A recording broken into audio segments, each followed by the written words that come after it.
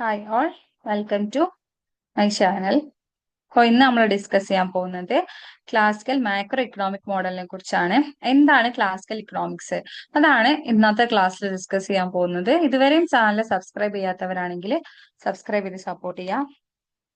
So what is classical economics? The term classical economics was invented by Karl Marx. Karl Marx ആണ് classical economics എന്നുള്ള ആ ഒരു term introduce ചെയ്തിട്ടുള്ളത്. David Ricardo, Adam Smith, Malthus, J S Mill, J B Say and A C. Pigou ഇവരെല്ലാമാണ് മറ്റു classical ഇക്കണോമിസ്റ്റുകൾ.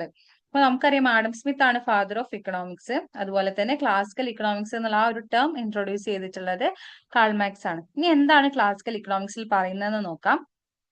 These economists believe that economies function better under free private initiative and perfect competition than under government control. അതായത് ഈ classical ഇക്കണോമിക്സുകൾ believe ചെയ്യുന്ന എന്താന്ന് വെച്ച് കഴിഞ്ഞാൽ ഒരു രാജ്യം ഏറ്റവും നന്നായി ഫങ്ഷൻ ചെയ്യുന്നത് അവിടെ ഗവൺമെന്റിന്റെ ഇന്റർവെൻഷൻ ഇല്ലാത്തപ്പോഴും മറിച്ച് അവിടെ പ്രൈവറ്റ് സെക്ടറിന്റെ ഇന്റർവെൻഷൻ ഉള്ളപ്പോഴുമാണ്. ഒരു രാജ്യത്തിന്റെ ഡെവലപ്മെന്റും അതുപോലെ ആ രാജ്യത്തിന്റെ ഗ്രോത്തും ഉണ്ടാവുന്നത് എപ്പോഴാന്ന് വെച്ചാൽ ഗവൺമെന്റിന്റെ ഇടപെടലുകൾ കുറയുകയും മറിച്ച് അവിടെ വ്യക്തികൾക്കും മറ്റു പ്രൈവറ്റ് ഫേംസിനും പ്രൈവറ്റ് ആയിട്ടുള്ള ഇനീഷ്യേറ്റീവ്സിനും എല്ലാം എല്ലാ ആക്ടിവിറ്റികളിലും ഇടപെടാനുള്ള അധികാരവും പവറും ഉണ്ടായിരിക്കുമ്പോഴാണ് ആ ഒരു രാജ്യം ഗ്രോത്തും അതുപോലെ തന്നെ ഡെവലപ്മെന്റും കൈവരിക്കുന്നത് എന്നാണ് ക്ലാസിക്കൽ ഇക്കണോമിക്സുകൾ പറയുന്നത്. ഇതിനെയാണ് നമ്മൾ എന്തെന്ന് പറയുന്നത്? ലെസേ ഫെയർ പോളിസി എന്നും പറയുന്നത്. Elements of classical economics model. Classical മോഡലിൽ പ്രധാനമായിട്ടും വരുന്ന എലമെന്റ്സ് എന്ന് പറയുന്നത് ഈ അഞ്ചെണ്ണമാണ്. ഫുൾ എംപ്ലോയ്മെന്റ്, സെയിൽസ് law of market, wage price flexibility, the quantity theory of money, real theory of interest.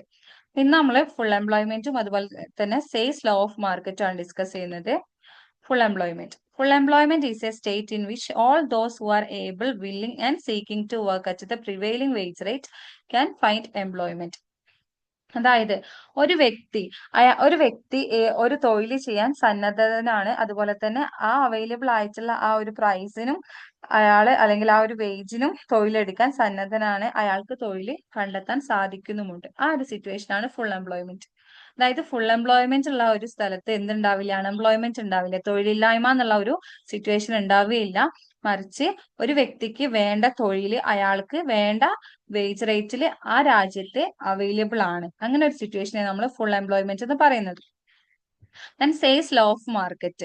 Acceptance of full employment as the normal condition of an exchange economy is justified in classical economics by the assumption is called supply creates its own demand. അതായത് നമ്മൾ പറഞ്ഞു full എംപ്ലോയ്മെന്റിനെയാണ് ഈ classical economics പറയുന്നത്. Full employment എന്ന് പറയുന്നത് നമ്മളിപ്പോ ചിന്തിക്കുമ്പോൾ നമുക്കറിയാം ഫുൾ എംപ്ലോയ്മെന്റ് എന്ന് പറഞ്ഞാൽ നമുക്ക് ഒരിക്കലും എക്സ്പെക്ട് ചെയ്യാൻ പറ്റാത്ത ഒരു സിറ്റുവേഷൻ ആണ്. കാരണം നമുക്ക് നമ്മളെ ഇന്ത്യയിലൊക്കെ ഇഷ്ടം പോലെ അൺഎംപ്ലോയ്മെന്റ് ഉണ്ട്. അപ്പൊ ഫുൾ എംപ്ലോയ്മെന്റ് എന്ന് പറയുന്നത് ഒരു നോർമൽ കണ്ടീഷൻ ആയിട്ടാണ് ക്ലാസിക്കൽ ഇക്കണോമിക്സുകൾ ബിലീവ് ചെയ്യുന്നത്.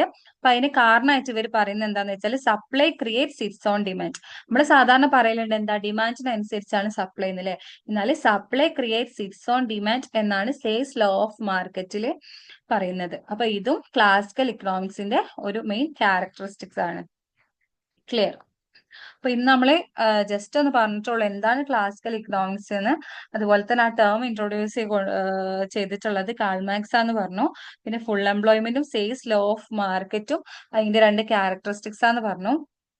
അതുപോലെ തന്നെ ഫുൾ എംപ്ലോയ്മെന്റ് ഒരു നോർമൽ കണ്ടീഷൻ ആണ് ഒരു ഇക്കോണമിയെ സംബന്ധിച്ച്. ക്ലിയർ?